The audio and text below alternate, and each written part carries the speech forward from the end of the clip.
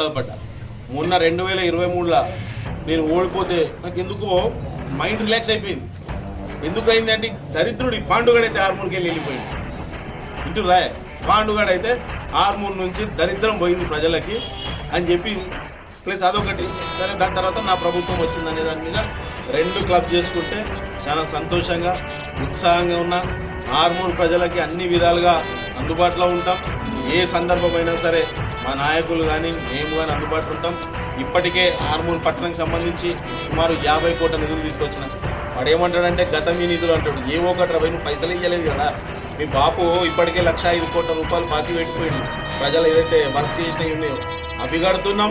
నువ్వు ఏదైతే ఉద్యోగస్తులకు బాకీ పెట్టిపోయినావు నిన్నటి రోజు 700 కోట్లు, నిన్నగాక మొన్న 700 కోట్లు బాకీ కట్టినాం. ఏదైతే కేసీఆర్ చేసిన అప్పు అవన్నీ కూడా కట్టుకుంటూ వస్తున్నాం. ఈ పాండువాడు ఏమనుకుంటున్నట్టు ఏదో పెద్ద పుడింగి అనుకుంటాడు. ఆడికి పోతాడు, ఆ పైపుల కాడ ఫోటో దిగుతాడు. నువ్వు ఇచ్చింది ఏంది, చేసింది ఏంది? ఇప్పుడు ఇవ్వాల్సింది మేమే కదా. నువ్వు ఇచ్చే కాడికి పని అయిపోయి ఉంటుంది ఎప్పుడుకో. ఇప్పుడు ఏది ఇచ్చినా ఏది చేసినా మన ప్రభుత్వం ఉంది. ఏదైతే గతంలో లాగా ఇష్టం వచ్చినట్టు ఖర్చు పెట్టే పరిస్థితి లేదు. ఎందుకంటే 8 లక్షల కోట్ల అప్పు ఉంది. గతంలో వీడు పాండుగాడు ఎమ్మెల్యే అయినప్పుడు ఏడాదికి 6,000 కోట్లు కడుతుండే ప్రభుత్వం. ఇప్పుడు నెలకి 6,000 కోట్ల రూపాయలు కట్టే పరిస్థితి ఉంది. అంటే ఈ పాండుగాడు వాళ్ళ బాబు వాళ్ళ అన్న కలిసి ఈ పరిస్థితి తీసుకొచ్చింది. ఇంకా కేటీఆర్ని హరీష్ రావుని ఆర్మూర్ తీసుకొస్తాడు. రమ్మని చెప్పారు చూస్తా, రమ్మని చెప్పు. ఎట్లా సొరం చూస్తారు ఎందుకు వస్తారా భయ్? అసలు నేను నవ్వుకుంటారా? నీకు అర్థమైతే లేదు. పాండుగ నువ్వంటే టీఆర్ఎస్ పార్టీల పెద్ద జోకర్ క్యారెక్టర్. ఇంకా నేను ఏం కోరుకుంటున్నా అంటే కవితకి ఇట్లా నచ్చి దీని గురించి అందరి మీద చదివిపోయింది కదా. ఈ పాండు మీద ఒకసారి చదివితే మంచిగా ఉండని కోరుకుంటున్నాను. మన జగదీష్ అన్న మీద, లేకపోతే ఆయన పేరు అగ్రికల్చర్ మినిస్టర్ ఆయన మీద, వీళ్ళందరి మీద మాట్లాడుతుంది కదా. ఈ పాండు గారి మీద కూడా ఒకసారి మాట్లాడక్క ఈ బట్టలు ఒకసారి ఇప్పాలని చెప్పి కోరుకుంటున్నాను. చూసేది కావచ్చు ఒక ప్రెస్ మీట్ ఇక్కడ ఏదో కేప్ కాడ నిలబడి, క్రికెట్ కేప్ కాడ నిలబడి పోలీసు వాళ్ళకి ఏదో వార్నింగ్ ఇస్తే జిల్లా ప్రెస్ పోలీస్ ప్రెస్ ఎవరి మీద ఎక్కడ కూడా ప్రెస్ మాట్లాడదు జిల్లా పోలీసు. కానీ పాండు గారి మీద మాట్లాడదు. మనకి చికెన్ నచ్చుందా మనతో ఇంకేందో ఏమంటారు దరిద్రుడు బరే అదేమంటారు అది అవుతుంది కదా పంది. ఆ పంది పోయి బురదలల్లా పొంగుతుంది. పొంగి ఇటు రాయాలా, ఇటు దొరికితే ఇటు రాయాలి. కొన్ని రాద్దామా అనే ఉంటుంది ఆ పందికి, నల్ల పందికి. రాకేష్ రెడ్డి కరెక్ట్ చెప్పిండు, ఒకసారి చెప్పిండు. ఆ నల్ల పందిని కొట్టినా తెల్ల పందిని కొడతా అన్నాడు. కానీ నిజంగా నల్ల పంది బరాబర్ చెప్పినావు రాకేష్ రెడ్డి. మొన్న ఒక విషయం కూడా మొన్న ఒక ఐలాపూర్లో ఒక ప్రోగ్రామ్ అయితే రాకేష్ రెడ్డి ఒక సందర్భం చెప్పిండు. ఏమన్నాడంటే వినయ్ రెడ్డి గతంలో ఉన్న వీడియో చూసినా జీవన్ రెడ్డిని ఓడగొట్టాలనే కోరిక నాది అని చెప్పిండు.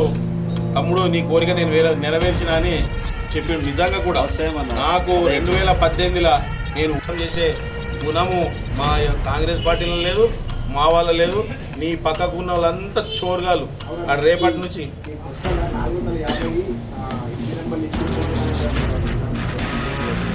మీరు రేపు పోయి తీసుకోండి. నేను మా మేనేజర్ ఫోన్ చేసి చెప్తా. రేపు ఒకసారి పోయి అది చెప్పిండు. ఇంకొకటి 1000 దాకా అప్లికేషన్స్ ఉన్నాయని చెప్పిండు. ఏది నిన్న పాండుగాడు 1000 పాండు శ్రీరెడ్డి పాండు తెలుసు కదా, 1000 నంబర్ల 1000 అప్లికేషన్స్ ఏమంటారు నోటీసులు సర్వై ఉన్నాయని చెప్పిండు. డెఫినెట్గా నాకు ఇప్పుడు ఆయన లేడు కనుక ఆ మేనేజర్ ఎవరున్నారో మీరు వెళ్తా అంటే చెప్పండి. నేను వాళ్ళకి ఆఫీసర్లకు చెప్తా. ఎక్కడెక్కడ సర్వ్ చేసారో ఏముందో అవన్నీ కూడా తీసుకోండి. ఇంకొకటి కూడా ఆర్మూర్ పట్టణ ప్రజలకి కాంగ్రెస్ పార్టీ తరఫున నేను చెప్పదలుచుకున్నా.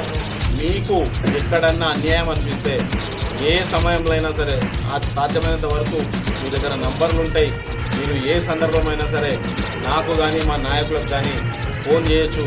తప్పకుండా మీకు న్యాయం చేసే విధంగానే మేమందరం ఉంటాం. ఆ డాక్టర్లకు అడిగిండు. ఆ డాక్టర్ ఆద్య డాక్టర్ అయితే వస్తా అన్నాడు. ఎందుకు పాపం ఆయన బిజినెస్ చేసుకుంటాడు. సరే డీవియేషన్ చేసిండా ఏం చేసినా మనకు తెలియదు. ఆయన దవాఖానకు కూడా ఒకసారి అట్లా పోతూ పోయి ఆయనకు షాల్వాగా వచ్చిన నా దగ్గరికి దానికి ఓపెనింగ్కి రమ్మన్నాడు. తప్ప ఆనంద్ హాస్పిటల్ కూడా పోయినా. వాడే మీకు ఇంకోటి చెప్పాలా కీలకమైన సమాచారం.